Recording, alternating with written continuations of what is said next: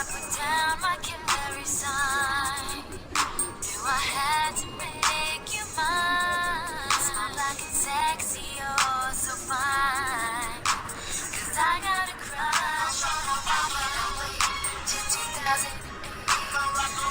Baby, you're the best candidate. I like it when you get hard on Hillary in debate.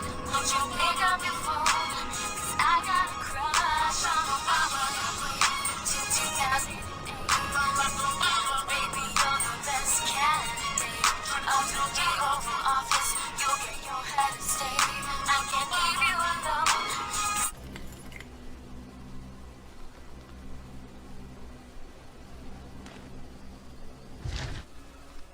You don't know me. Have to make this quick. They might be monitoring. I did 2 weeks of software consult at Murkoff Psychiatric Systems facilities in Mount Massive. All sorts of non-disclosure agreements I'm very much breaking right now, but seriously, fuck those guys. Terrible things happening there. Don't understand it. Don't believe half the things I saw. Don't type in complete sentences. Doctors talking about dream therapy going too deep, finding something that had been waiting for them in the mountain. People are being hurt, and Murkoff is making money. It needs to be exposed. And I'm just the reporter to expose it. The anonymous author of that letter is my own personal deep throat.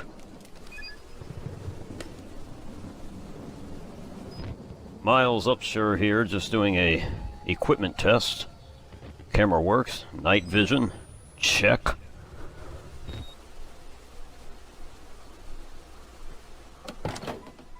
In a way, folks, that's kind of how it all began. That was Miles Upshur driving up to the massive mountain reformatory, or I guess insane asylum, in a series that I called Liberal Outlast. And Miles Upshur gets kind of the distinction of not being a character that I named. He was the main character in Outlast. But I took the name and ran with it. And anyways, we'll get to more on him later, but that is essentially the impetus for this entire endeavor. Hi folks, this is Automatic for OMG and all that business. I do hope this stream finds you well. Welcome to Beyond Stupidity. This is just kind of an experimental stream where we're going to discuss why we're doing what we're doing, what led up to it. I guess I'll talk about the builds a little bit. We'll analyze some of the characters, because inadvertently these characters they've had character arcs, some of them, and it was never pre-planned. It just kind of happened over time. Before I go any further, here we are. We are in the basement of my in-stream abode. And I am joined across the table from me here is Mr. Stron. Stron, how you doing? I'm doing all right. Good. I noticed you brought Buzz Bites with you. Yeah, they're for me. Fuck you, dude. We can't have any Buzz Bites. No, they're hot. That hurts. That kind of hurts. Anyways, you look swell this evening. You made me wear this. I was going to ask, did you dress yourself? I had to put it on. I didn't pick it. All right. At least you didn't say your wife dressed me or something bizarre. And then over here to my right, we have Mr. Japic O'Death. Japic, how are you? I'm fine, thank you, sir. Thanks for having me. Man, it's a pleasure. Thank you for being here in the basement of the abode. I noticed you have got a little wee model of a robo-brain there. Yeah. I mean, you put it there. I should think you would have noticed, but thanks for calling attention to it. So there it is, folks. It's my nod to Bert. And then over here to my left, Mr. Kaspa. Kaspa, how is you? Super duper duper big man. Oh, you'll say it when you're not in character, you prick, but your character won't say it. How's everyone doing tonight? Good. That's fine. Good. Yeah. So we got a fine, a man, and a good. So, okay, I guess where else to start this thing, but like, you always hear these stories of people like, when they were younger, they would peek down the stairs and watch their parents watching Johnny Carson, or their parent might let them stay up late and watch Johnny Carson, but like, that wasn't my case. My case was that my mom let me watch Johnny Carson. She was an excellent mom, don't get me wrong, but she let me stay up late. So if I was sneaking anything in, I was sneaking in David Letterman. So, I mean, this was in the 80s, so I don't know. What was Carson run from like 11:30 to 12:30 and Letterman after that? So suffice it to say, my whole life I've been heavily influenced by the kings of late night, and honestly, what better example of that is there other than Johnny Carson? And yes, I don't know if you guys agree, but I think they're all trash now. No, Jimmy Fallon's the king of late night. You do really like Jimmy Fallon? No, fuck no. Okay. I mean, Huh. honestly, I don't watch them anymore. No. Right. Neither does anybody else. What do you think that is? Do you think that's just because like you only had a few networks back in the day? No, Like it's because they had talent back in the day. Yeah. I Yeah. blame it on That coupled with streaming the fact, services. yeah, streaming services. I was going to say, you got so much other content out there. You don't have to watch the 5 channels or the 20 channels they provided. You have 700 channels plus all the internet content you could possibly desire. You don't have to watch anything that doesn't catch your fancy. I don't even That's so watch true. TV anymore. Mm-mm.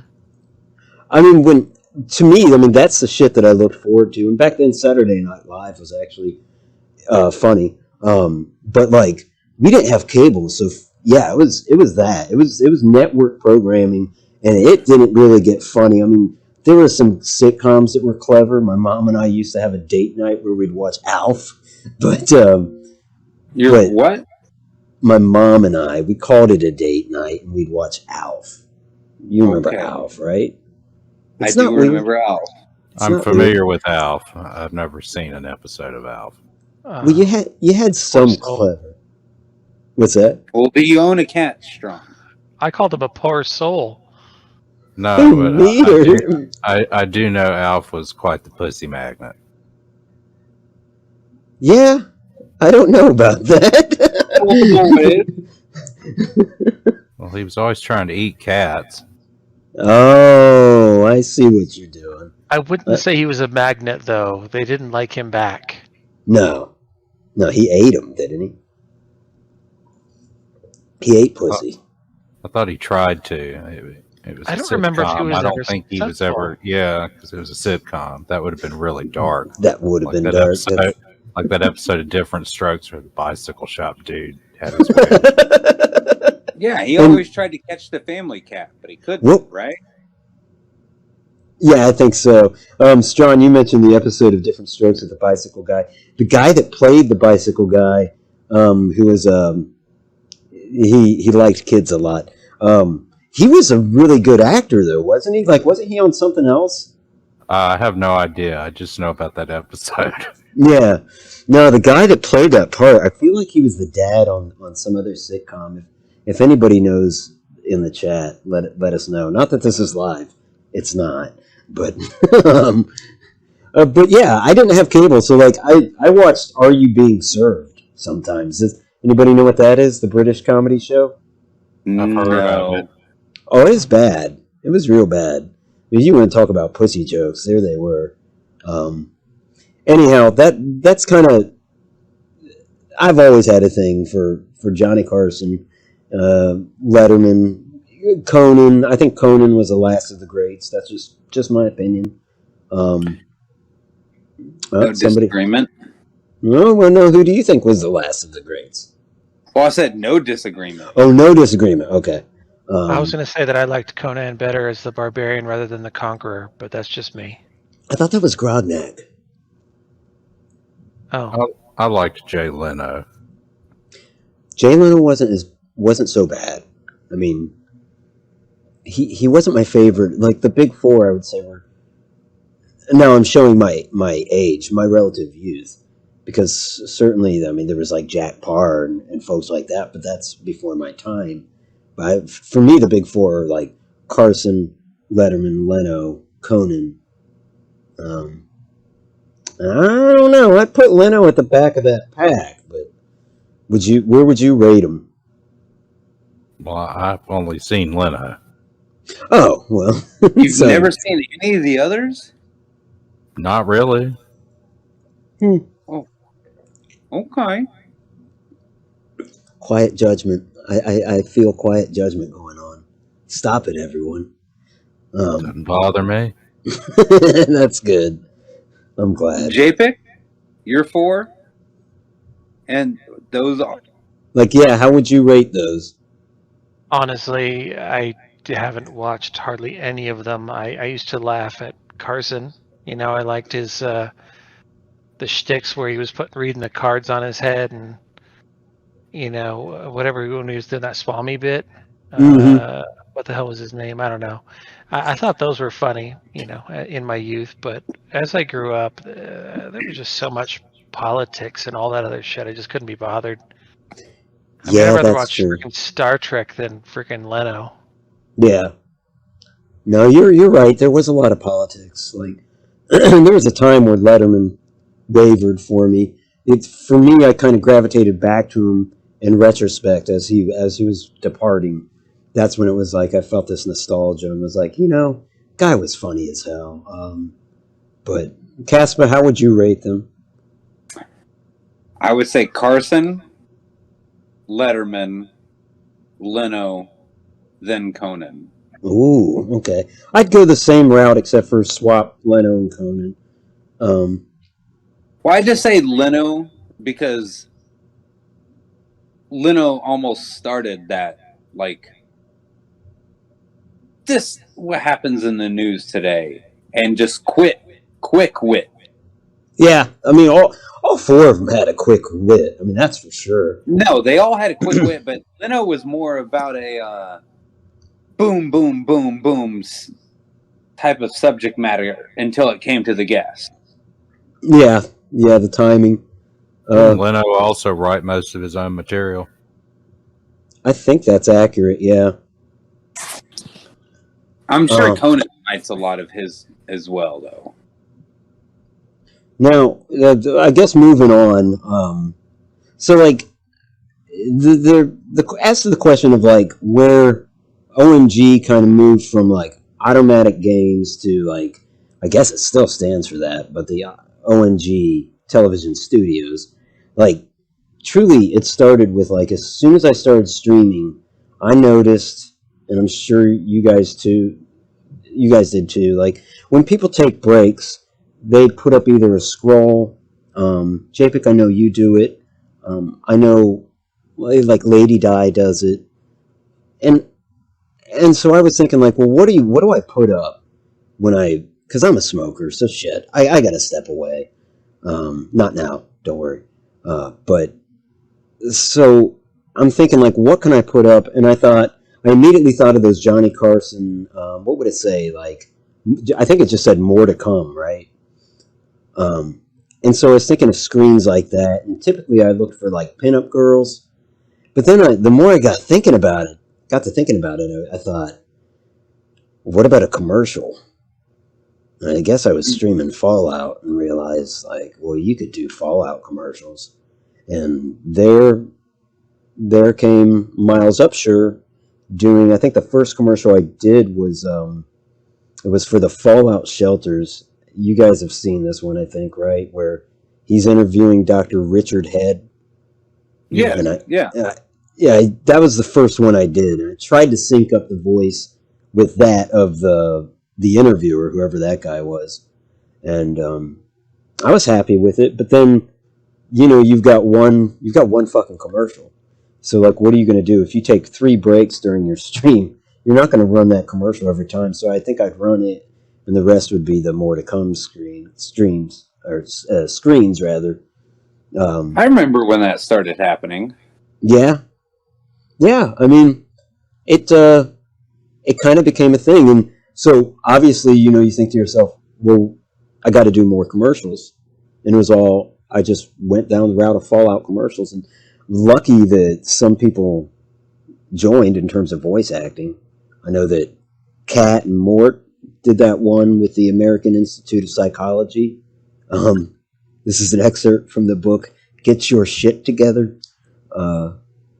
And Systematic, my wife, not my sister, she helped with several of the commercials. And so next thing you know, I started having this catalog of commercials. And then I decided to do an OMG TV broadcast. And that was not well received at all. It was pretty lackluster. Hey, that's the name of one of the companies involved in this.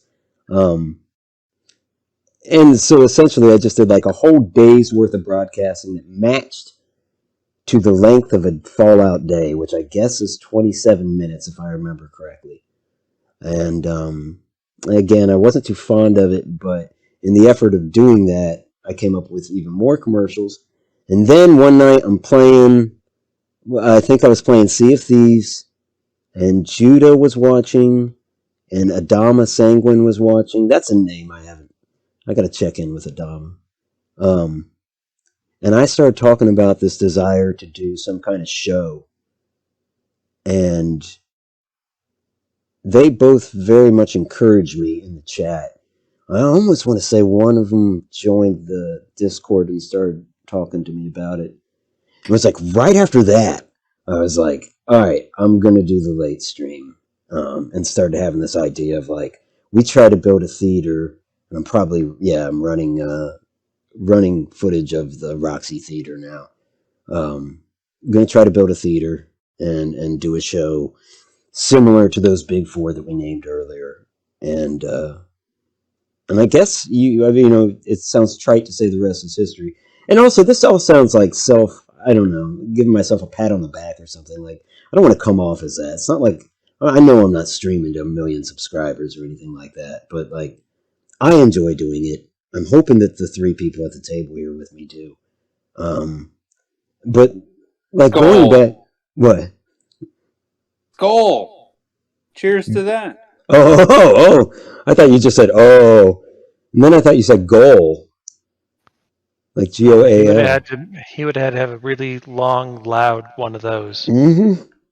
I would have thought.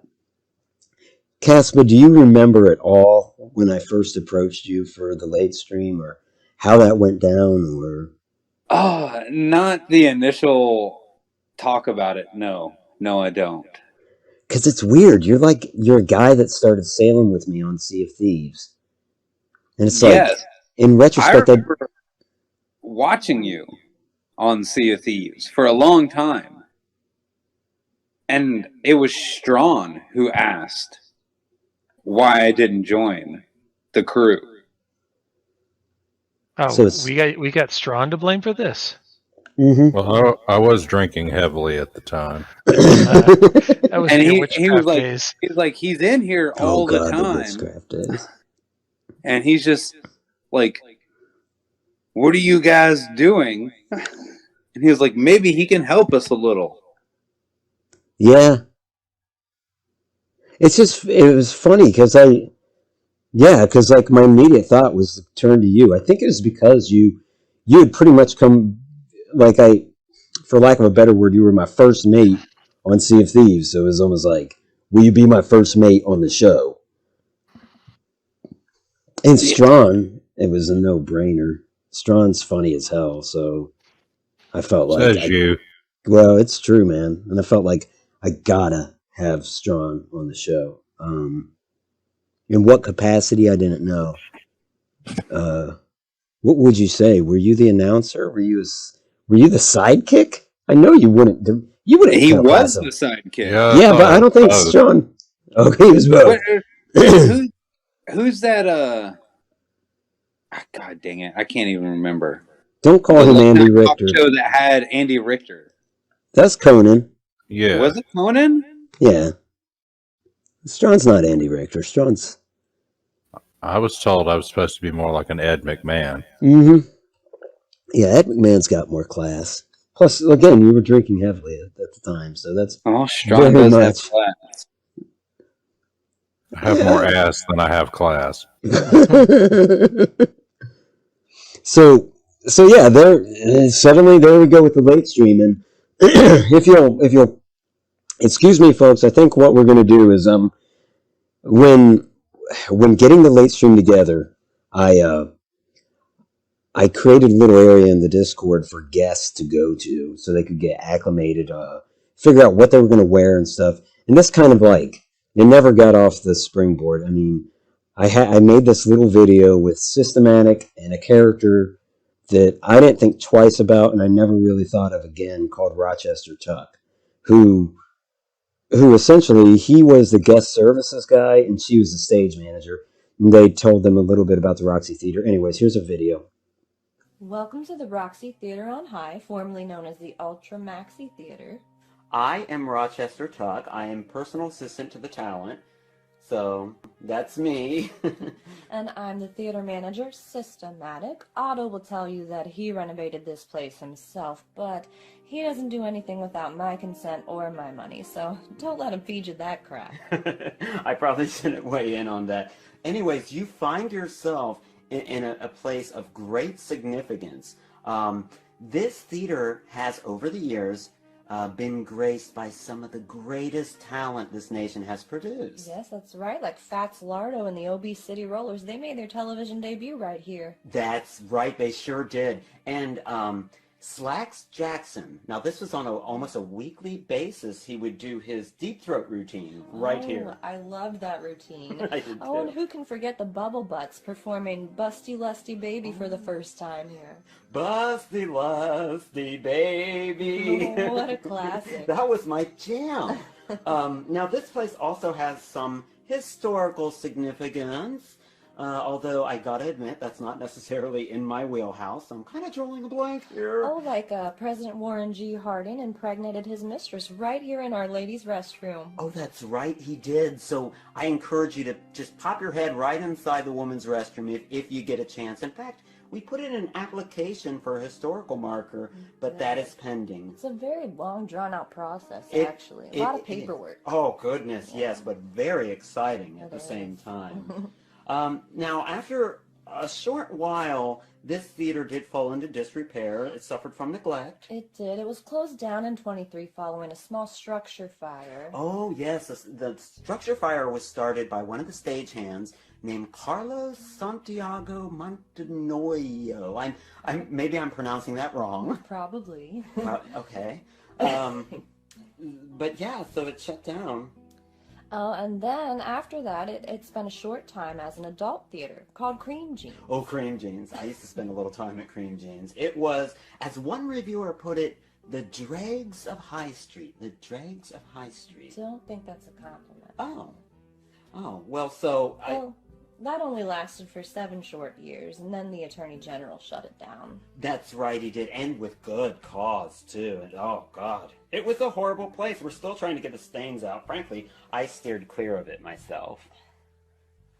And then after that, OMG Company purchased the property in 55, where they aired the primetime variety cavalcade with Max Saget. Oh, Max Saget. He was just solid gold. Now, what he would do is he would have you send in, viewers would send in the content. The content. Okay. So, yeah, I guess he really didn't have a lot to do, but it was such an entertaining show and such an exciting time for the Roxy. It was a family show, but actually in real life, Max Saget was quite vulgar. He was. He was a terrible person, and I disapproved. Anyways, you are not here for a history lesson. You are here to make history. You're stunning, by the way. You're here to make history. So I will take you, as the assistant to the talent, I will take you where you need to go.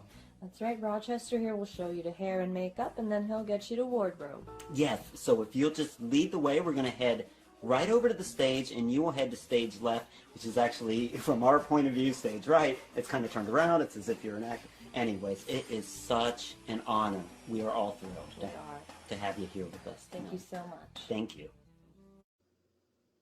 So there you have it. Yeah, that was the first incarnation of Rochester Chuck, and of course, again, I was blessed to have Joni, that is to say, Sista, help me with that.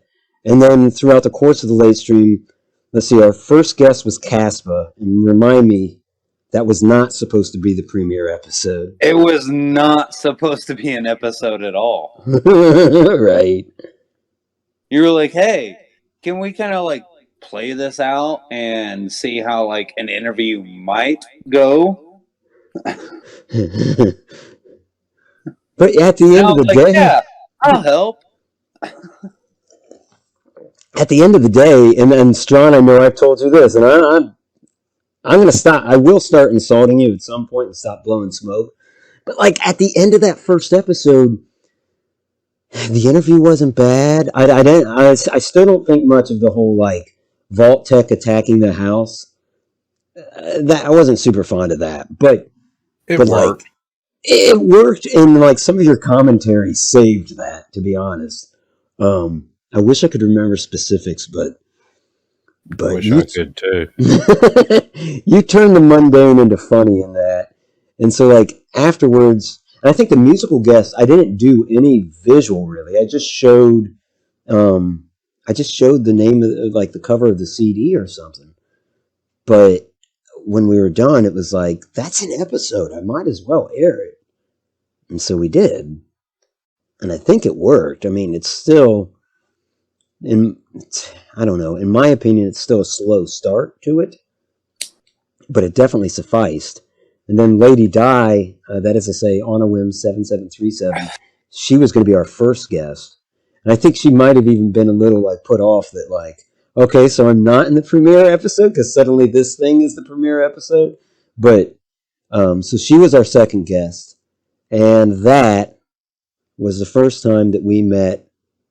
And to be fair, I'm not going to go into too much detail, and we're not going to analyze the guests because one, it's not fair to the guests, and two, those interviews were 40 fucking minutes long. Like, if you want to know what it was like with the guests, go back and watch it. I mean, they're entertaining conversations, but there's really not much more to add to it. But that was the first episode where we met a character, and that character was Tammy St. Tex. Can we discuss Tammy St. Tammy St. Texas. Is that more? That's right, isn't it? Yeah. St. Texas. It's Tammy St. Texas. Can we discuss Tammy St. Texas for a minute? Can we talk about the name of that show? Well, ultimately it was Shoot. I Think I See Something was the name of her show, right? Yeah. Like, which way do you take it? Oh, like, oh, shoot, I think I see something. As opposed to... Or shoot that sumbitch. Right? Does anybody think it's the former? No. No, I don't either. I think she's saying open fire. I think I see something. Nah, he's just sleeping. Right? Yeah, she did say that a lot. She did say that. She did say that. She's a dangerous woman. Wasn't that your idea from the start? Was it was a nature documentary where she always ended up killing the animal? I think so. Yeah, I have trouble recalling, but I do think that was the gist of it. It got to the point where even her associates were getting killed. And you'd sometimes see it on camera. I don't think I intended for that. But... I think her associates were doing a lot more than getting killed. Yeah, there was a shot where she's dressed in a nightie and there's one giving her a back rub. She's surrounded by these large men that Lord knows. And I also liked how she mischaracterized all the animals. Like, she never got their names right. But then she also said that she named them herself. Well, she did discover them, supposedly. Yeah. And how did she lose the eye again? Or what was wrong with the eye? Didn't it keep changing, or was it always a garlic bread instead of the Olive Garden? I think, yeah, that's it. That was the initial. No, I think it still was. I think in the last episode, she had 2 appearances and a lot of footage. Did. And honestly, we have 4 more episodes of the Stupid Stream, and I would love for one of the lead-ins to be Tammy St. Tex. to be an episode of Shoot, I think I'd see something. What do you think she'll bring this time? Yes, well, she's never faced off against a death call. But there's a lot of creatures in Fallout we could throw her and her team up against. I say team loosely. Her servants. But I suppose that's something for the drawing board. Yeah, absolutely. It's definitely something I wanna think about and hopefully get to you guys. All right, so there you have it, Tammy St. Texas. And again, that was the second episode of the late stream that she appeared in. And then for the third episode of the late stream, our guest was Japic O'Death. There you go. And that was the first time Japic. I don't think, Japic hadn't done it. You hadn't done any commercials or anything like that. So that was it. That was your birth by fire. That was my debut. Nervous as hell, sweating bullets the whole time. Were you really nervous? I'm terrible with crowds, and even though this is digital, it was a lot of pressure on my stupid little brain. That is funny because I too get nervous before every guest segment. Not so much the pre-recorded stuff, but I don't know why. I think it's because there's not a script and there's not a plan. Which, I don't know, maybe that's why I'm drinking tonight. Little liquid courage, huh? Yeah. And so Lord knows that was another freaking 45-minute interview. Yeah. And then now that third episode is also, we introduced another character. And that character's name was Reggie Smokes. Reggie Smokes, the owner of Reggie Smokes Bistro, voiced by Quick Smoke. And the idea was, like you see it on any late night show, where they have the chef come on. And he was funny. I don't think there was much of a script. He was a prick to me, and that was great. I think I tried to be nice to him. But, yeah. You didn't... What, you weren't nice to him, or you didn't think I was nice to him? No, I wasn't nice to him. Well, you weren't nice to any of the guests. Well, this is true. I'm trying to remember. I feel like there was a guest that you did like, but I don't remember who it was. Was it Santa Claus? It's probably Jeff. Yeah, it was either Jeff or Santa Claus. Of course you liked Santa Claus. He hooked you up. But we don't want to get ahead of ourselves quite yet. Reggie Smokes, any comments on him? Do you think his dining establishment is a place you would want to eat? Yeah, if you like cockroaches. Yeah. Javic, what did you say? I'm sorry, we got that shit in spades. Yeah, that's my favorite line from his commercial. Oh, yeah. Yeah, after his appearance, he did a commercial.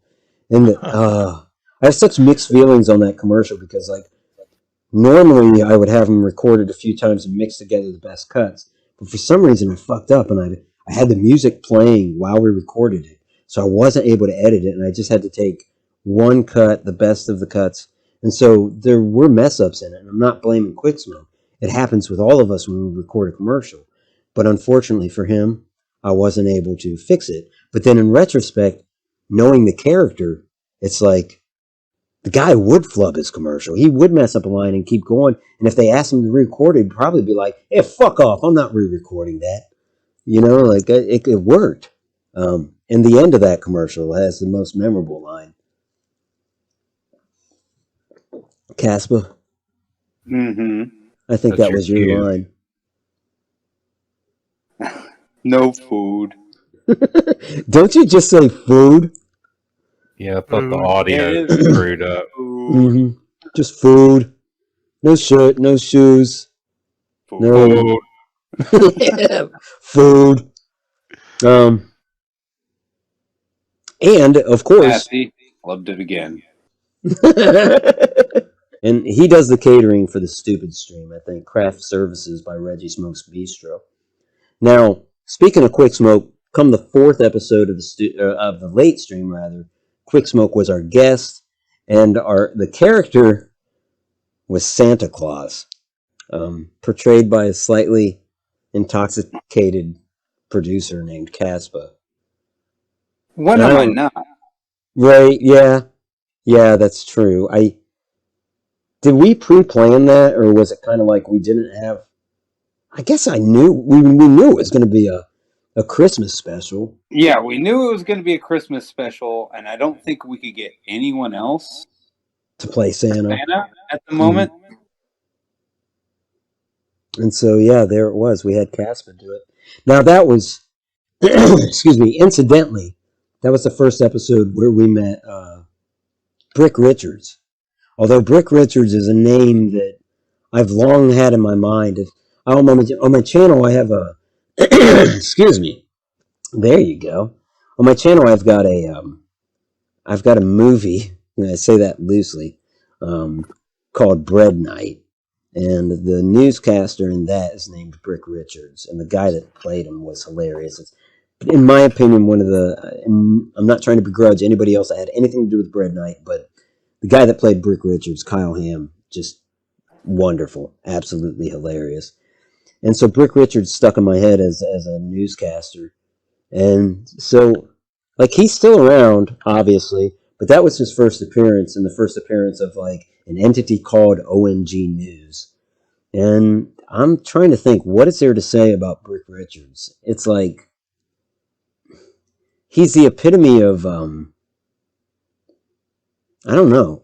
He's a liberal newscaster. I mean, sure, like Miles Upshur, who we talked about earlier briefly, he's a liberal, but Brick Richards is very, very preachy and very, I don't know. Stron, would you hazard a guess that Brick is in the pocket of politicians, or?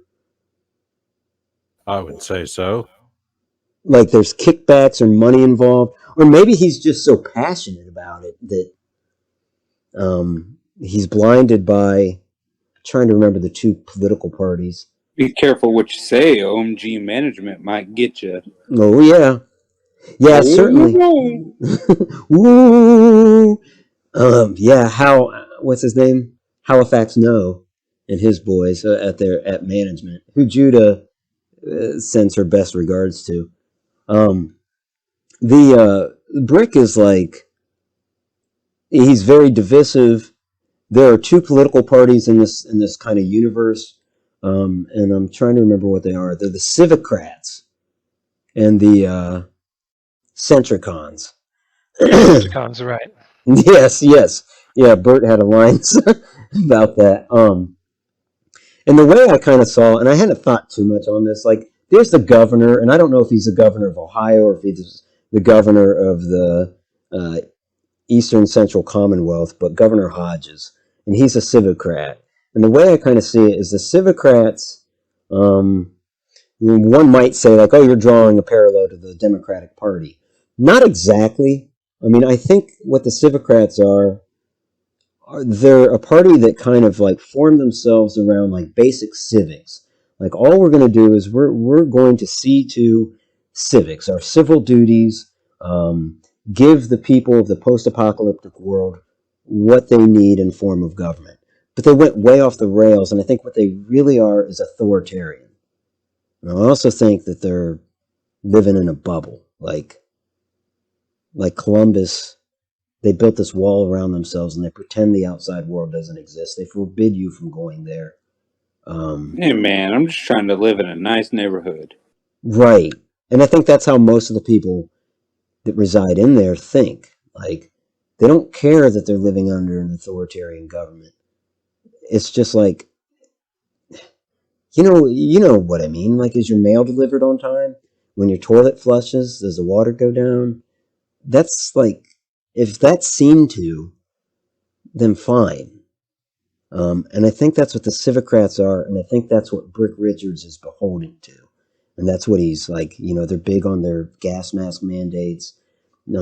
Something went wrong with Chemical Solutions gas masks, and I don't think it was a big problem, but I think the politicians made it into a big problem. The news did, because they need a story, and so they shut that shit down. Meanwhile, the Centricons, I haven't thought about as much.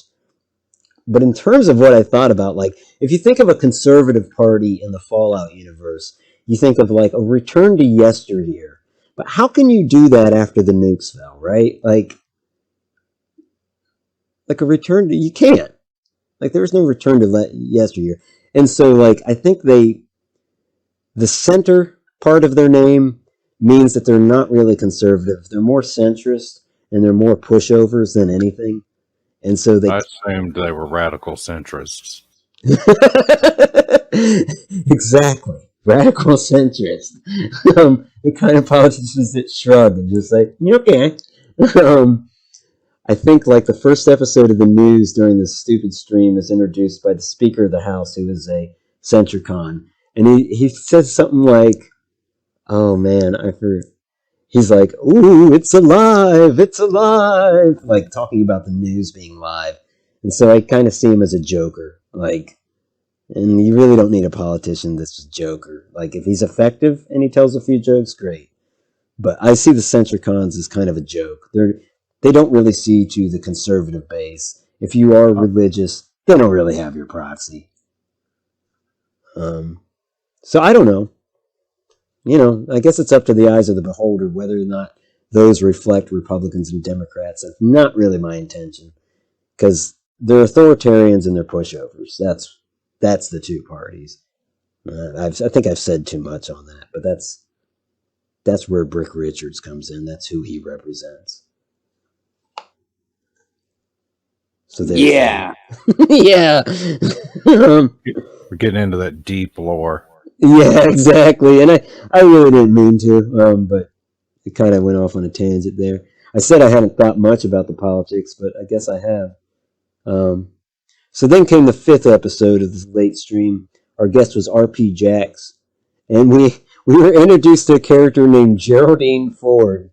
She wasn't named after the president. In fact, I think she says during her segment that she was named after a judge, which in retrospect I think is kind of funny because Judah also plays a judge. But does anybody remember anything about Geraldine Ford or that segment?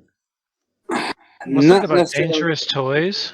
Yeah, that's what it was. And she worked for the magazine. Picket Fences. Yes, thank you. Picket Fences. And she had that fucking haircut. She loved that haircut. She did. I think she chose it. She went through the wardrobe process. Cherry bomb. Didn't she do that? She did. Cherry bomb. You did a better Geraldine Ford than I did there, Kaspa. That's for sure. But we're not doing a segment on Geraldine Ford. It's just because in the scope of things, she was kind of a minor character, and Judah plays a much bigger character later on. So that brings us to, what would that be? The 6th episode was the Vault Girl episode.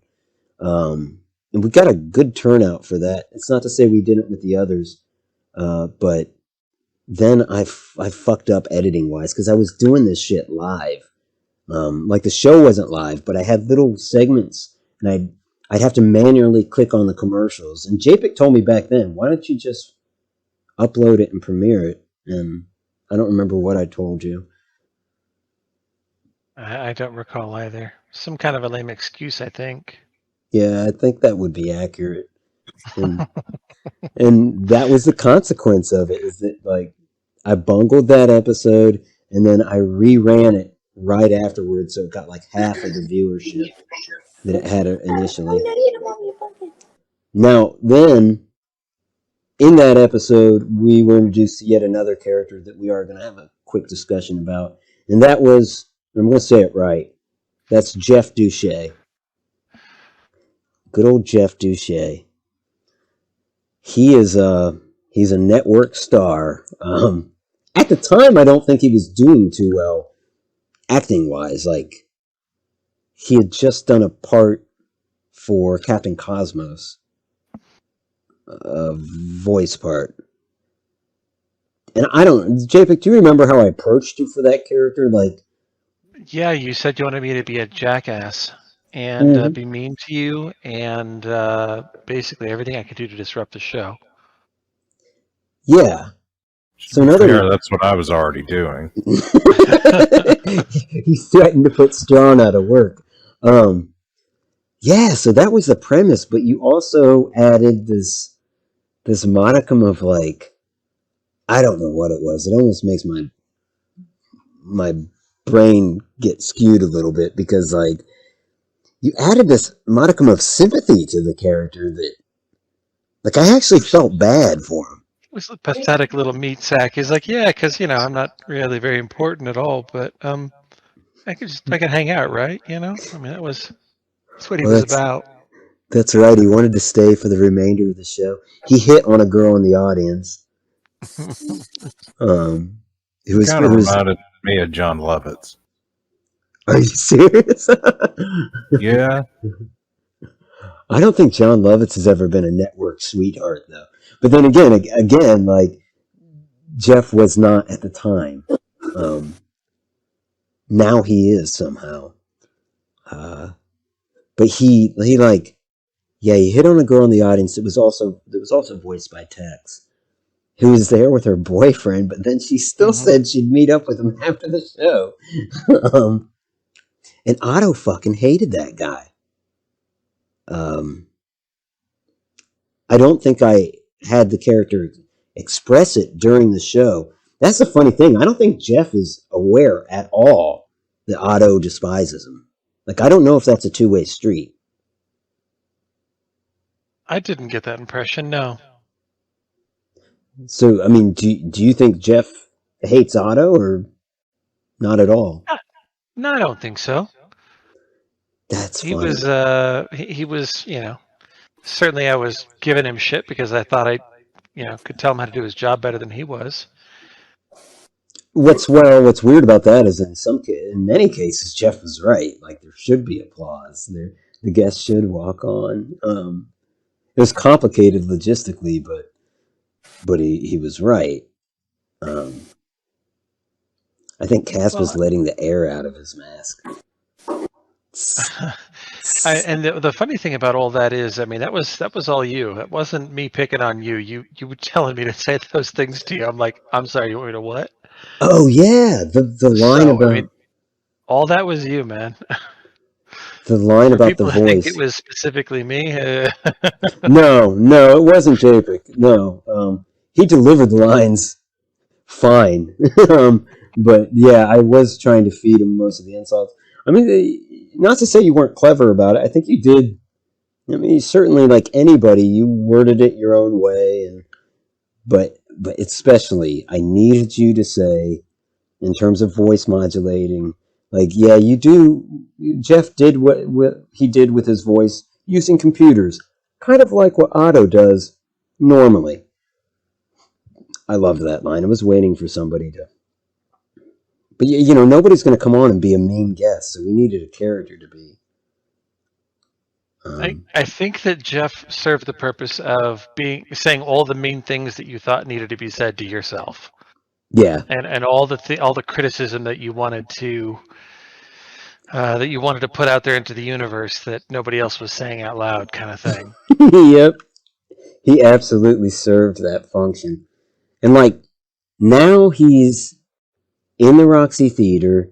He either was or is doing Rent. He's right. He's a star of Rent. Is there even a star of Rent, or has Jeff turned it into a one-man show? I don't know even how that would work, but somehow he is like beloved by OMG management and the network. He's the likes of he's the same caliber in their eyes as like Brick Richards or Judge Judah or Tammy St. Tex. He's one of the good guys. Everyone around this table, we're the bad guys. Just to give viewers the perspective of OMG management. Like, there's a reason we're on just before the channel shuts off for the night. And we'll get to that in just a moment. But, I thought it was because they saved the best for last. Is that what they told you? The next guest, this would be for episode 7. Our guest was Mally. And I hadn't talked to Mally a whole lot, so I was kind of worried about how that interview was going to go. It went great. But like I said, I'm nervous before every damn interview. And I don't know why, but I am. We also did a game show called What's Your Problem, which I also keep considering as a potential lead-in, especially if we could find a different host. Like if somebody else could voice the host of What's Your Problem, and if anybody in chat or anybody at this table feels like that they'd be willing to do that, like I think that'd be hilarious to have for one of these last 4 episodes. What's Your Problem? I'd build it its own set. It'd be similar to the one we used, but and we run another episode of that. Essentially, the gist of it was whoever was there and had a problem, it was a very embarrassing problem. And the contestants had to figure out what it was through 21 questions, I think. Then came episode 8. Our guest was Loco, and we had a return visit from Tammy St. Texas, which at that point, it's kind of like, oh shit. So Tammy St. Texas is kind of like a thing. Like she's you know, she's graduated past the Santa appearance or the Geraldine Ford even. This is a second appearance, so like that's again why I feel like she should have her own show. And I guess she does. We just haven't seen it. But there we go. That was pretty much a run through of the late stream.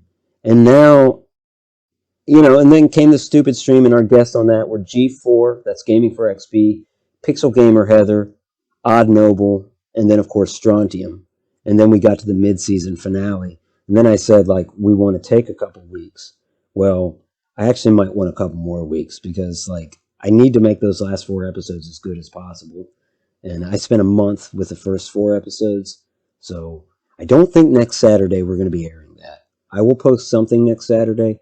Don't know exactly what it's going to be. But I, with your permission, folks, I'm going to take a little more time to get the second half of this stupid stream together. But I want to spend the remainder of our time talking about... let's talk about some characters. We've covered Miles Upshore. I think we've covered Tammy St. Texas, Reggie Smokes, Brick Richards, briefly covered Geraldine Ford, and of course we covered Geoff Douche. But there are some characters that we haven't quite touched on yet. Not to mention the characters that are portrayed by those of us around this table other than Geoff Douche. Hazel, Fortune Taker. So she's Otto's agent. And she was voiced by Kat. And I guess so that's the second time that I'm mentioning Kat. And there was no script for that. And RP Jax helped with that particular segment. And I will be posting those phone calls because they were part of the meme streams. But they were kind of buried in there. But I think they deserve their own thing. So maybe that's what I'll be posting next Saturday. Is the phone calls, they kind of fill in the gap between the late stream and the stupid stream. And so she's an agent. I don't think she's wrong. I don't think she's bad. But she's definitely mean to Otto. And I think she has every right to be. Of course, her name kind of indicates that she will take your fortunes. She's a talent agent. I mean, that's part and parcel of the gig, I think. But much appreciation to Kat for playing that role. And now let's talk about one of us. Who shall go first? Shall we talk about Kaspa, the producer? No. We've got to talk about Kaspa, the producer. Oh, Kaspa. What do you want to know? Well, what do you think? He's an alcoholic, isn't he? Kaspa, the producer himself? Yeah. He was always drinking out of coffee mug. He could be. Well, he was drunk as shit when he was doing the Santa bit, wasn't he? Yeah, he was. Good tell. I think Kaspa's a producer, plays by a beat of his own drum. Oh, certainly. I think all of our characters do. But you think he has vices, right? Oh, of course. I mean, shit, like this guy started tame enough. And I think that carried on for a little bit. But then, like, somehow he devolved into this. Like, I know he hired the robot, J.G. Wentworth. My only regret about that is J.G. Wentworth never had any lines. But then Kaspa went off the deep end and like started firing people. The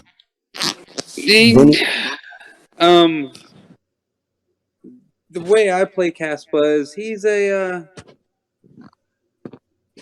an addict. Yeah. And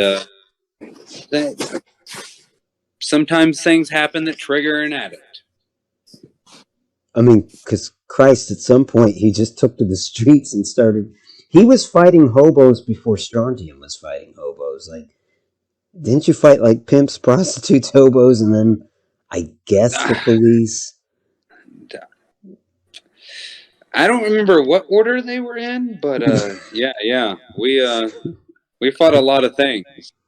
And then he was interrogated by the cops and ratted us all out for something. I don't even remember what. Yeah, I mean, when you brought that dialogue to me, I was like, all right, so this is where we're going with Kaspa's story. All right.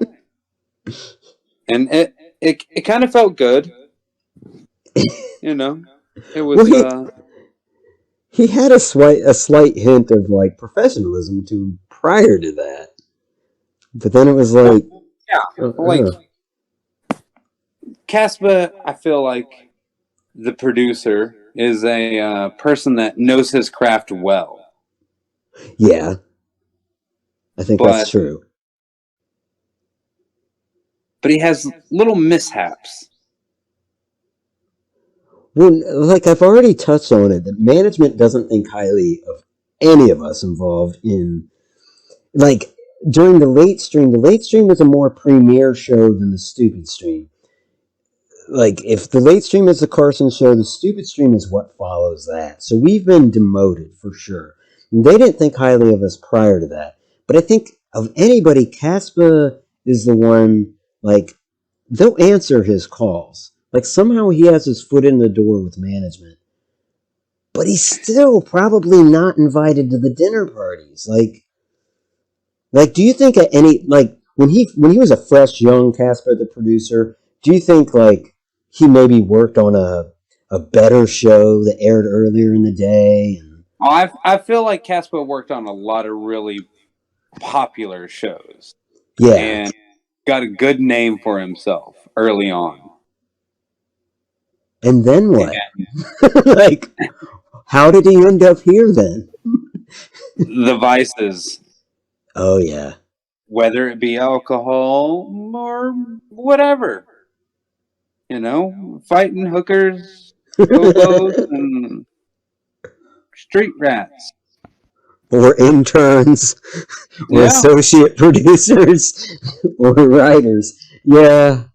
That totally makes sense. That, like, you know, I mentioned it to you at some point where, like, you know, maybe he was producing the morning show and that bitch that hosted the morning show was like, oh my God, is he trashed again? I'm going to call Hal No from management. I'll totally rat him out. Whereas nobody from our cast would do that. It's not like Bert or myself or Stron with the late stream is going to be like, hello, management. You know, like.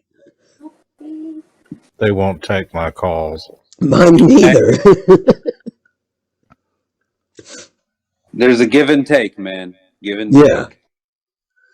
But I also liked near the end of the late stream, like, he came back with some fire in his belly. Like, Stron lit the set on fire. Go ahead. I also feel like Kaspa enjoys, like, not just the amenities of being able to be who he is and do what he likes to do with Otto, but I feel like he belongs.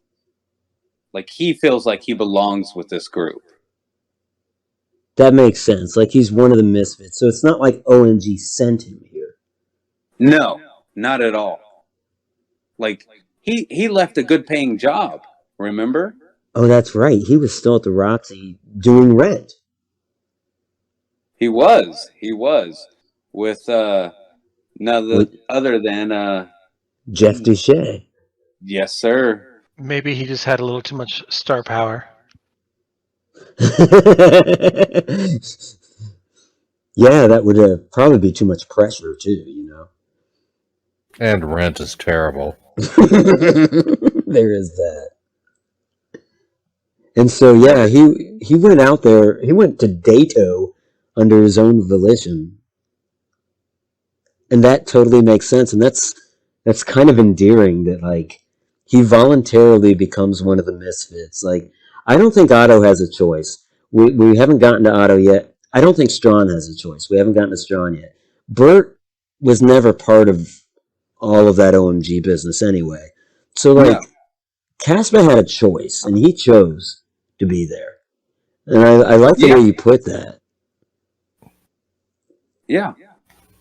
That, because it is. Nobody there is going to rat him out. And that also means he's never coming back. How many times has Kaspa been called out on what he's doing? On our show, probably not at all. No, there's the question, but you're like, all right. Yeah, we're not counting the outtakes, right? There are outtakes, folks. There really are. Lots of outtakes. Yeah, we do. I do cut. There's a lot of stuff ends up on the cutting room floor. Sometimes it's good stuff too. It sucks. But yeah, he doesn't get. Yeah, I don't know. I like that. That adds something to his character. That like, but like by coming to the stupid stream or the late stream and becoming, for lack of a better word, complacent there, because you know maybe his coworkers don't breathe down his neck about whatever he enjoys. He's never coming back from that. You know what I mean? Like he can't transition from that back to the Wendy Watson show at noon. Oh shit! Now I have to make up that character. You know, like he can't come from that and be producing the Judge Judas show. Like he's dug his own grave in a way. But I love the character, man, and that's like, and it is one of those. He was a straight man at the beginning, and like he's really had a character arc, and I really like it in retrospect. Kaspa, the producer, has been through a lot. Yes, he has. What do you think happened with that robot? I assumed I killed it. Ow. The car broke down somewhere, and he realized the flamingos weren't doing anything. Oh, that's right. There was the whole flamingo thing. That's another role Judah played, was the state trooper that stopped them and locked them all up. But clearly, we mentioned at some point that J.G. Wentworth got out. And maybe that's how he met up with Stron, and Stron killed him. I don't know. But that is a viable storyline. Let's go with a character that none of us play real quick. Can we discuss, we discussed Brick Richards. Can we discuss the weatherman, Mr. Mason Dixon, voiced by Gary? That is Loco 4-Pack. Anybody have any thoughts on Mr. Mason Dixon? What a clutch play. Yeah. I like that he's not taking shit from anybody. I did too. And how he goes from that to like, you draw yourself a little tornado in here. Like he's teaching people how to draw too. When he's not cussing out Brick. I like the cussing. And I'll tell you, Gary, Kaspa, you mentioned this off stream, but Gary was like right on time. Like we needed somebody, and within that's why it's like clutch. Yeah, yep, exactly. Within 5 minutes, Gary was there and recording. That's amazing. And he said he'd do it again, and Lord knows we're going to have another news intro. So there will be more Mason Dixon. But I love Mason Dixon because, you know, I talked to you, I mentioned already how Brick Richards is very partisan, and he's trying to beat that drum and beat it into the heads of his viewers that you comply or you die. I mean, you do what we say or you get the fuck out. But you can't get out because you're not allowed to. But, you know... reasonable. But the fact that Mason is the only one that gives him shit makes me think that Mason is the only meteorologist in the entire Eastern Central Commonwealth. So they need him. Let's next talk about, let's see, Otto, Stron, or Bert. Let's talk about Bert. Well, let's do that then. So Bert gets his own intro. I feel like we know stuff about Bert, but at the same time we don't. I feel the same way. It's a bizarre character. A robo brain without any treads, I guess, who has to use a wheelchair. Technically, he would be able to move that wheelchair, though, wouldn't he? Oh, sure. I mean, he's got arms. It's not that he's completely immobile. It's just that he's far less mobile than he used to be. Yeah. There's a story there, like, I guess during the intro, we see where the Radical Queen and her people find him. And he's not in great hands there. They try to put him back together, but you can see that something goes wrong. But people have died bringing him back to life. And Japic, it was worth the sacrifice. Right. As a man that appreciates his character. I had thought that, like, initially I thought Bert is out there in the wastelands and he comes across something terrible. Some horrible menace, like a death claw, that rips him in half. And I think I was talking to you about that. And you said something like, how come it's never, like, something mundane, something simple that goes wrong? Like, I guess what I'm getting at is, in the end, he got stuck in a mud puddle. I mean, that's what did it. Well, that's not what killed him, but that's a good start. That's the beginning of the snowball. Yeah, but I really appreciate that that's what it was, and that was all you. I did not think, it didn't cross my mind. I had to think of something too exciting, and I think that it would have been, I don't know, in a way, it'd just been too much. What in the intro of every show, we're going to see him fight a Deathclaw and lose. The fact that he gets bogged down is like, and then there's like close-ups of his eye. I don't know. It's a lot more. It breaks my heart a lot more for him, and to think, like, how long was he sitting there? I don't think that fucked up his treads. I think the Raiders fucked up his treads when they tried to fix them. When they blew me up? Yeah, I think that's what did it. They blew my non-existent balls off. Right? His stutter. You're not very fond of that, are you? No, I'm not fond of that. It doesn't come naturally for me, so it feels a little. Sometimes it feels forced, and I hope it doesn't come out that way on the other end. I never got that impression. Yeah, I don't think it plays that way. I know I have to put it in the script. If there's a script, it has to be put in there. Otherwise, I avoid the stutter at all costs. Yeah.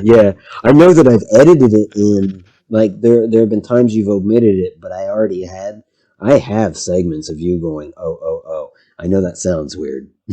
That's not how I mean it.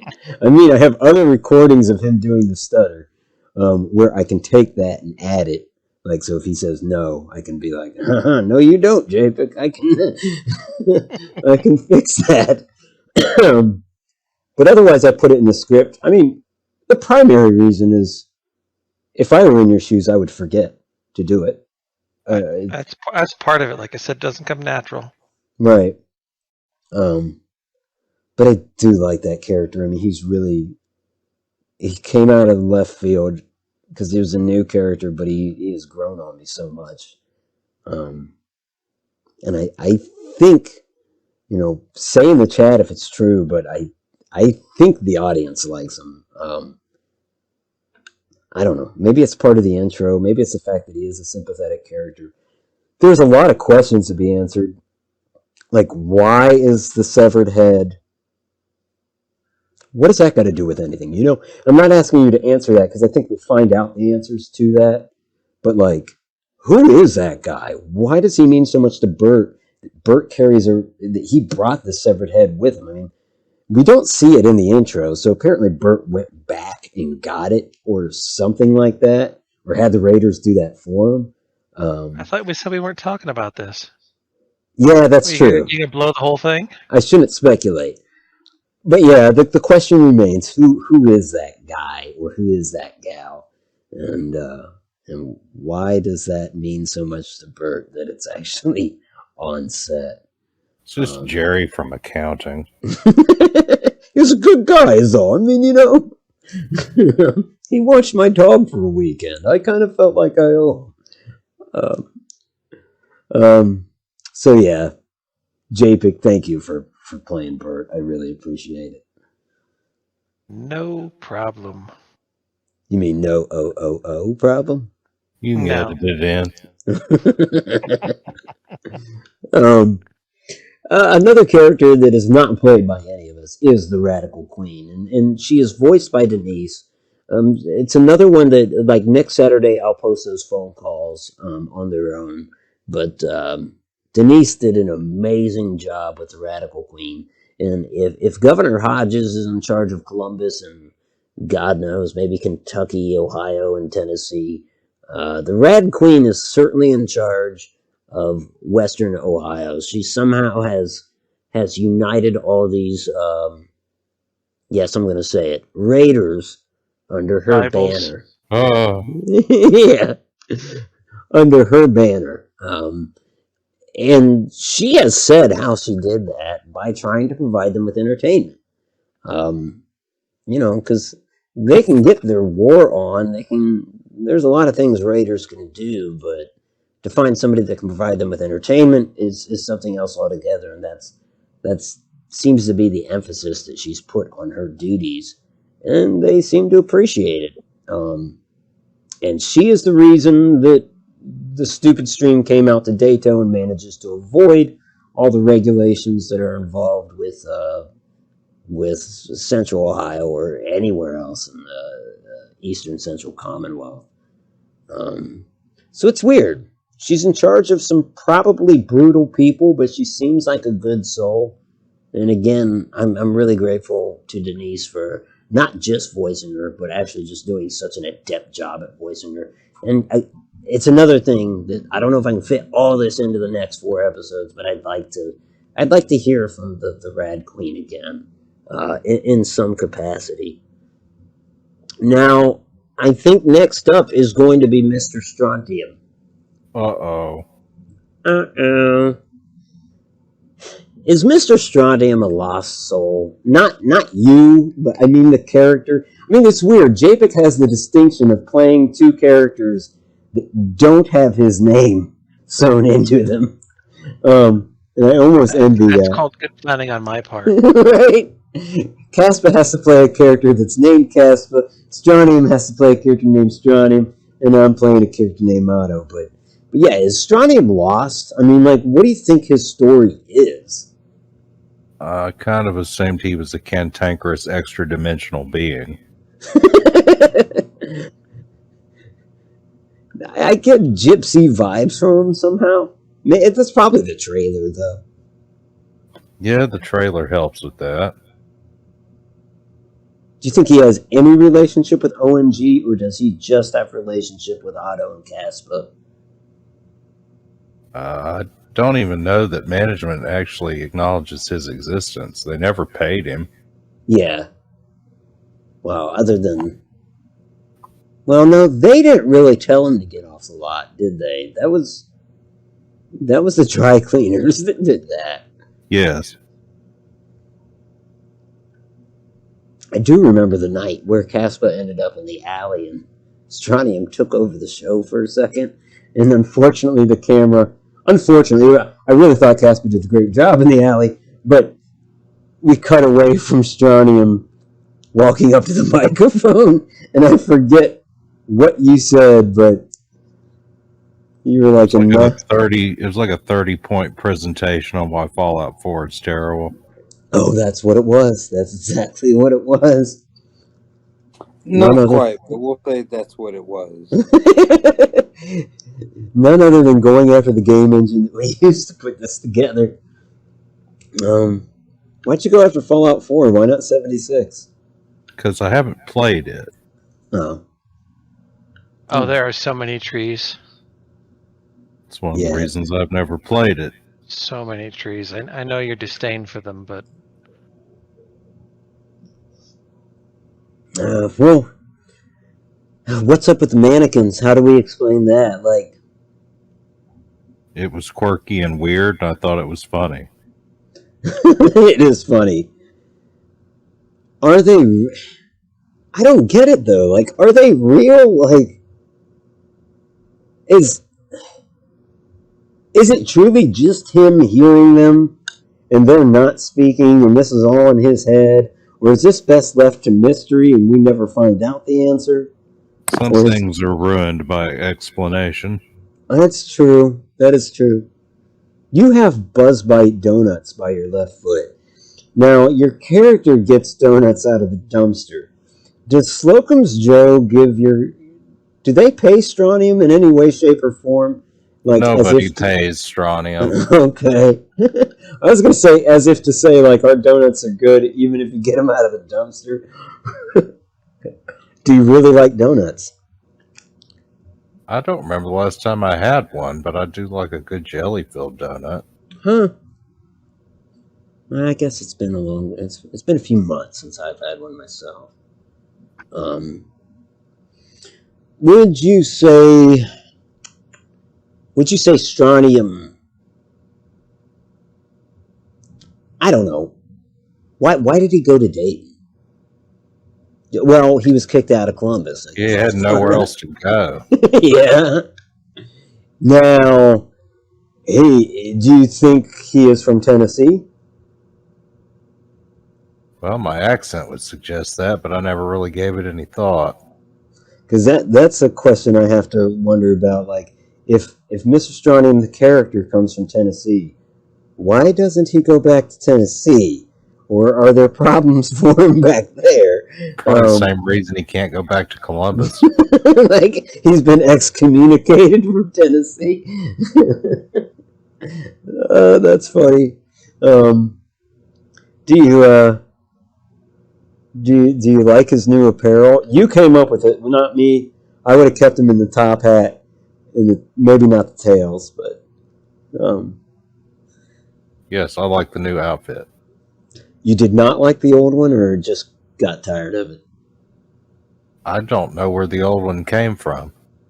I seem to remember that Otto chose it for him going into the premiere episode, and he just kind of kept it. Yeah, I did. Yeah.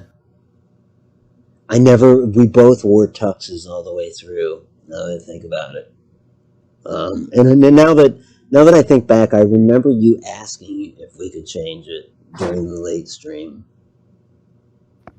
And I said, no, goddamn you. Be bothered. Right. Now, here's another question you may not have thought of. The woman on the couch during the late stream, that was your wife, wasn't it? One of them. I was going to say that. Because who was the wife that was on Judge Judah? Oh, that was Patricia. She was the best wife, though. Oh, yeah. Okay. And Patricia was voiced by Vault Girl.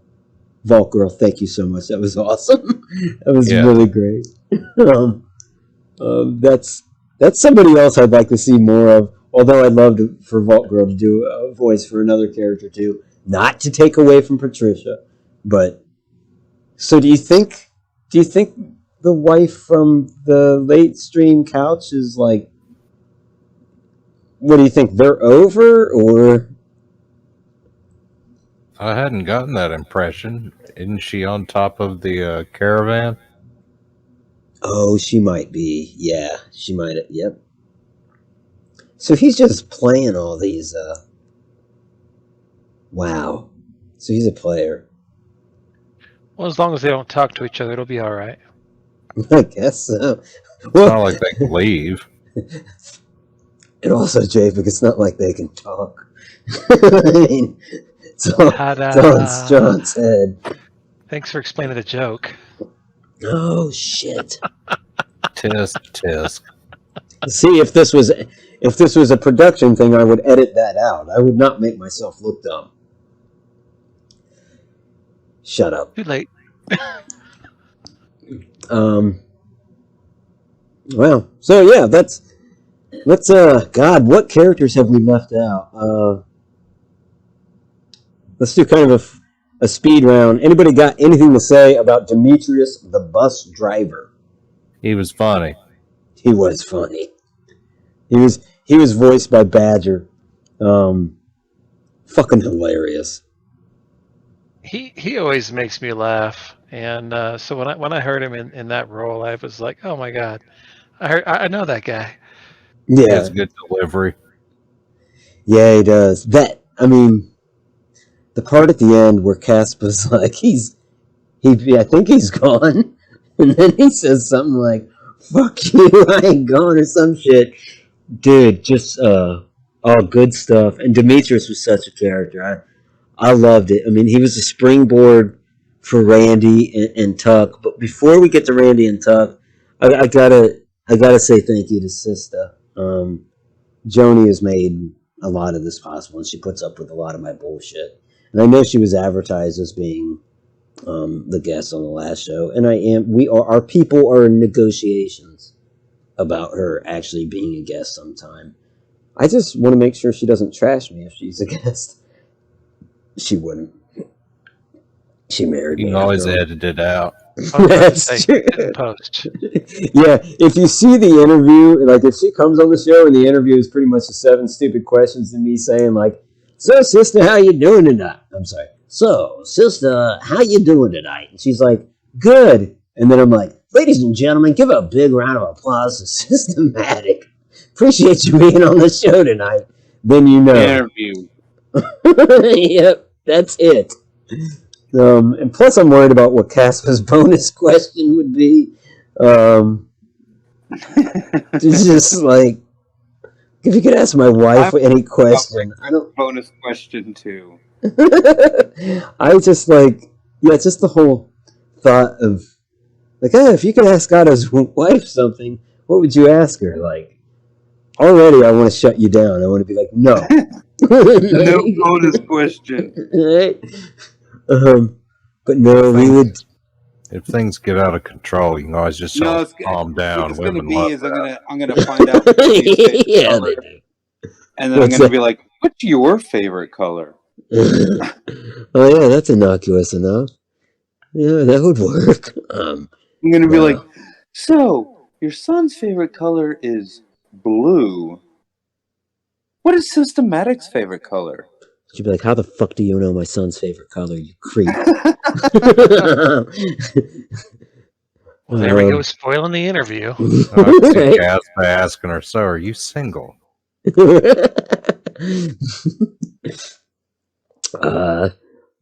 Shall we move on to let's move on to Randy, Mr. Randy Newman. So Randy Newman, who we didn't know who was going to voice Randy. I didn't know who was going to portray. Like, it's a difference between, like, in terms of like the physical manifestation of Randy. That is, Kaspa does that, and also Quick Smoke did it in the Halloween special. So big props to them for coming through on that. But then we didn't know who would voice him, and Stronium stepped up to voice him there. And you do a hell of a job, especially the Halloween special when the cameras turned on him. That was epic stuff. I mean, like, people really felt bad for Randy, and they told me as much. The Blair Witch comparison was obvious, and I'm glad, but like, dude has people's sympathy, and I don't think Rochester does. Well, I'm proud to say I did that in one take. Yeah, you did. And like, in terms of like the, there was no script for that whole thing. There was no script. I mean, there was a script for where Rochester was by the bus.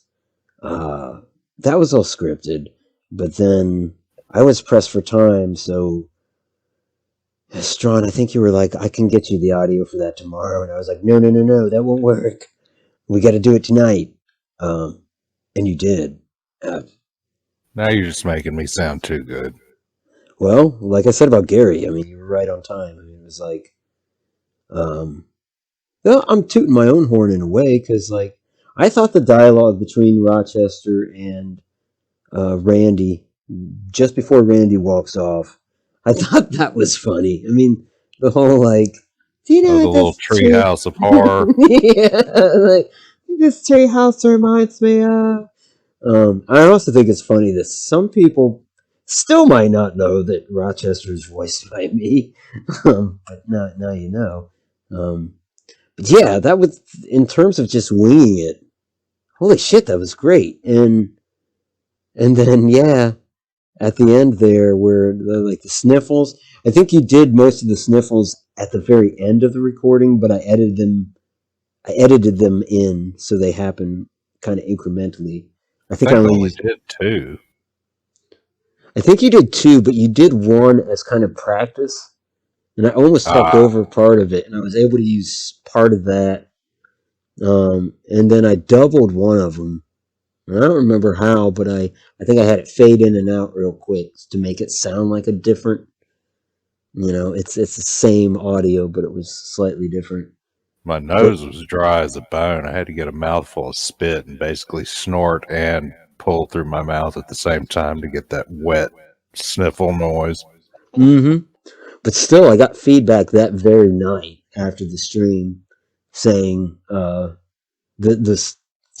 snot thing, the fact that your mask was filling up with snot, that just like, that was so good. And it was. And it was...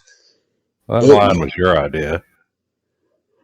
And the line maybe, but the actual execution of especially with a dry nose, being able to pull that off was great. Yeah, I guess we did add some lines after the fact of that, but still I stand by that it wasn't scripted. It's not something we had hours to think about or anything. I know that we both watched clips of the Blair Witch. Well, I know I did. You did too, right? Yeah, I watched the close-up sequence right before we recorded that. When she's apologizing to everybody, and Randy apologizes to Demetrius's mom, which is just like... Mrs. Jackson. Yeah. Demetrius got away. But it's like, even as the guy editing this all together, and you know, for some part coming up with this, like, I'm anxious to see what happens to Tuck and Randy, and I'm afraid for them because I know there's something in my head and I'm teetering, so I don't know, but I know it's not all going to end great. But like, man, in the meantime, I'm having a blast with those two characters. And it sounds like the audience are going to get angry if we kill Randy now. Yeah, they might, but the potential stands that either Randy or Tuck or both of them might die. I mean, it is something that I'm torn on as of now. I don't know what will happen. I do know a little bit about what will happen to them in the future, and I certainly am not going to spoil it. I know Quick Smoke is going to be instrumental in some of the stuff that happens. That's about as much as I want to say about their forecast, but man, yeah, I can't help but agree with you that if we off these characters, there might be hell to pay. They might be more beloved than our core characters. I especially Randy. I don't know, Tuck. Let's talk about Tuck for a second. Old Rochester Tuck. He was the first. I was just gonna say that Randy's basically just a bad Tommy Chong impression. I can kind of see that. You and I have discussed this off screen, but Randy's girlfriend probably does exist, doesn't he? Or doesn't she? Yeah, Randy's does. I don't think Tuck's girlfriend actually exists. I can't comment on that. Not quite yet. You think Randy, and I know it's been said that he's probably a pretty normal guy, really. I mean, Tuck's eccentric. That's one way to put it. Randy's eccentric only in that he's a pothead, but he's rightfully scared, and who can blame him on that number? In terms of Rochester, I think that Randy does not keep him grounded. He keeps the segment grounded in a way, but Rochester's another creature altogether. Again, he was one of the first characters we introduced with the late stream, and then I kind of forgot about him. And then I remembered him and was like, oh, well, shit, we'll just use this guy to be the guy that Otto's looking for a theater. Otto somehow gets it in his head that, hey, I can get this Rochester will do anything. Let's have him go find a theater. In the meantime, Rochester's off looking for a theater, and Otto forgets that he sent Rochester off on this errand. And that's how that whole thing came to be. Demetrius obviously was wise enough, but there was also a little bit of pressure being shot at that he got out of Dodge. Randy's somewhat loyal to a fault. I don't know what it is, but he's stuck by Tuck. And so there they are. But I would say, I think somebody, might have been Groucho, said it in the comments that, and it's probably been said by more than one person, that Rochester Tuck is optimistic to a fault. Almost to the point of death. That. I know Randy said over and over that this guy's going to get us killed. And I don't know. Rochester's a character, I don't know whether to love him or hate him. Well, he's supposed to be annoying. And he is, I think. I mean... Nailed it.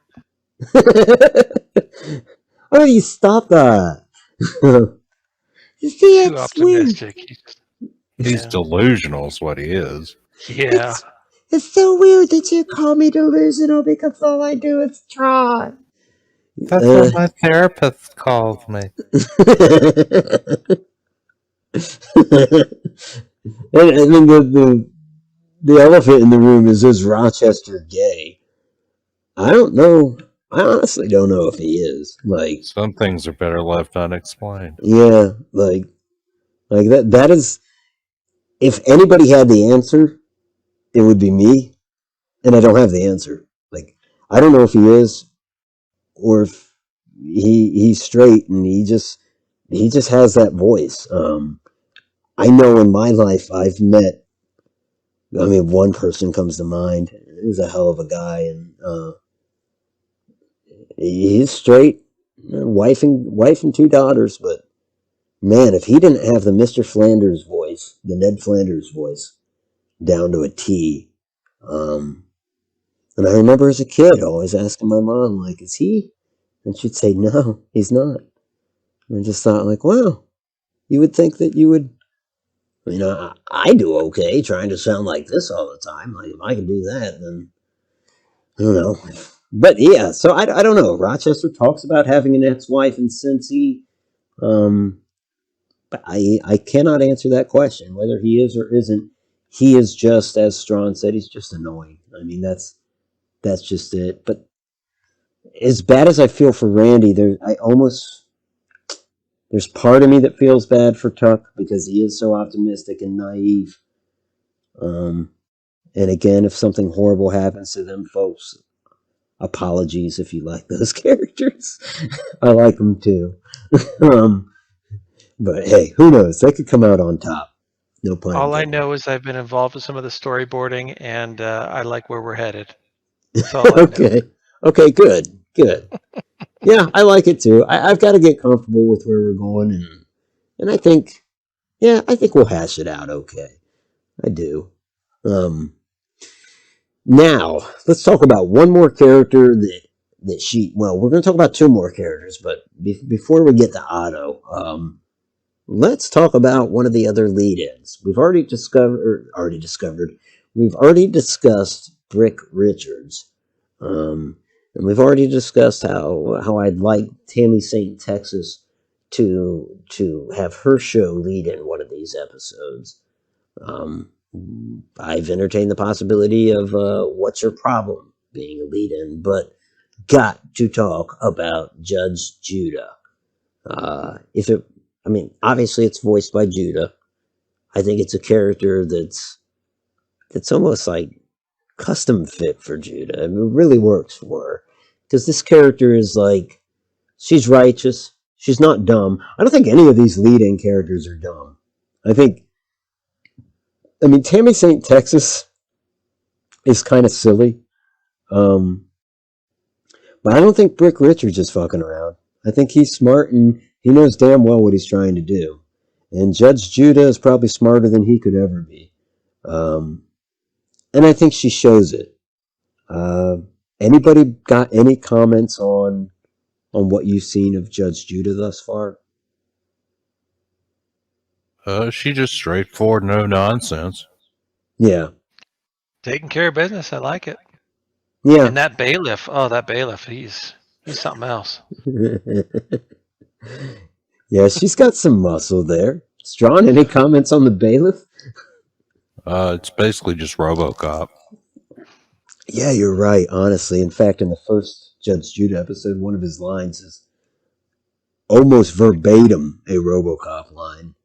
And then there's that other cop in the background, that Officer Randor, maybe? I don't remember. But he's not as cool. Partly because I voice him. I've yet to think of a third case for her. There's part of me wondering, like Jeff Duché, the Chemical Solutions mask, they are the big obnoxious masks, like the one that Otto's wearing, the one that Japic, because it's my fault that Japic is wearing right now, but which is also just a shade variant of what Jeff Duché wears. So, in other words, Jeff Duché is wearing a Chemical Solutions mask, but he also lives in Columbus, and I almost wonder if that could be a trial. There's a lot of options for what the next case Judge Judah hears is, but that was a thought that maybe it has something to do with Jeff Duché. There's so many options. Well, we all know that we all love Jeff, so we could use to see more of him. Man. Do we all love Jeff? Of course we do. I do. I honestly do. Otto hates him, and I know that sounds contradictory, but the character I play doesn't like him. But yeah, Judah is she's so like, I don't know. Like you said, she's strictly business. And her judgments seem pretty sound. The whole show, like, I know leading into the late stream, I would just show like what could only be perceived as the last 10 minutes of the previous show. But for the stupid stream, I wanted to show damn near a half an hour of the full program from start to finish. And I'm so glad I'm doing that because like Judge Judah actually has an intro. You see the whole case. It's I don't know. I can't say enough about it, and I do appreciate so sincerely Judah doing that role because the name Judge Judah just rolls off the damn tongue. And she has told me that when she bartended, people actually called her that. But yeah, I'm exceedingly grateful to her, and I truly think it's good stuff, and I look forward to a third episode of it. I guess the last character that we need to talk about is Otto. And what can I say? He's God's gift to humanity. He's really a great character. He is he's probably everything's built around him. It's all on his shoulders. I feel like every guest is beholden to him, and the network owes him, if not money. I was going to say that that Rochester was annoying, but on second thought, I changed my answer. Yeah, Otto is like, I don't know. He's the Joker in the deck of misfits. He's not. He's bottom rung in terms of OMG's view of him. Like, again, like I said earlier, there's a reason that he hosts a show that airs just before the network shuts down. I don't even know if they want him there. He's I think his two biggest character traits, like for Strontium we could say he's cranky. For Otto, I think he's arrogant and stupid. And those things shouldn't go together. But in his case, they kind of do. I mean, they make the character anyways. He thinks highly of himself. But, man, I mean, whether it's his being able to pronounce people's names or his just walking into verbal traps, I think, and correct me if I'm wrong, I think those are his biggest character traits, or you could say flaws. And not to just dump on him, I don't know, but now the whole thing is all, his baby, your baby, and I think it all kind of comes together, and it's fun in its own way, and sometimes you gotta laugh at something stupid, and honestly, I think it's good that none of this takes itself too seriously, and it all starts with the host. Yeah, I think you're right. Gotta be willing to pick on yourself a little.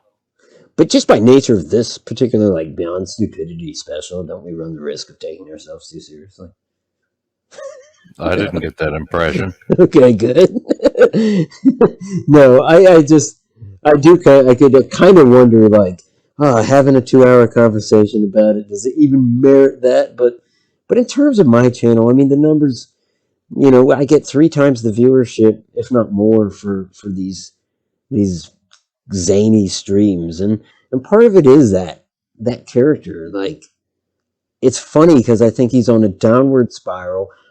The mean streams didn't get as much viewership as the other ones, but they weren't as promoted or advertised, and they were peculiar creatures. I mean, I was asking people to come dislike them. But I also think in terms of character development, you saw where Otto, like, who he is in terms of, like, how shallow that character is. He takes his viewers for granted. I think in a few of these interviews, and now it hasn't been, like, over the top, but I know talking to Stron, you gave an answer and I burped and said I wasn't paying attention to what you said. There's this idea that Otto just wants to fill seats. And I know Johnny Carson would joke about that, but I think Otto is serious about that. That, like, look, like with the thing with Rochester, he doesn't give a damn. He sent these guys off to their fucking deaths. And, like, he's thinking this could be a great segment. And there's something hopefully entertaining about that, but there's something also so very vile about that, and so dark and depraved about that. So he's basically just a network executive. He is, but somehow the network executives hate him. Like, we've already discussed, like, they don't answer his calls. They wouldn't know who Bert was. They probably wouldn't know who Stron was. It's just not on their radar. Otto, they know who he is, but it's like, don't answer that call. Kaspa just narrowly gets his calls answered, but On the other hand, if you left a message, I don't think they'd call back. I think they just might answer the phone and be like, "Oh shit, it's Kaspa." But Otto, I think, is a pariah at the network. The network stars, the people that they love the most, are your Miles Upshur, your Brick Richards, your Judge Judah, Tammy St. Texas. These are people that the network banks on and tries to make happy. Otto is not one of those people, and that's the character that's truly what I'm going for. And I think Japic kind of hit on it when he said, like, there's something to be said for not taking ourselves too seriously, and I try not to with this whole endeavor. It would be hard to. Right. Although the amount of editing can get kind of hectic when I'm not prepared, and I know there's a show next week, but that's nobody's fault but my own. But yeah, I gotta say, at the end of the day, when talking about said viewership, I really I not only appreciate the people that tune in, but like, you guys probably get tired of me saying it. I am so grateful to have you as a part of this.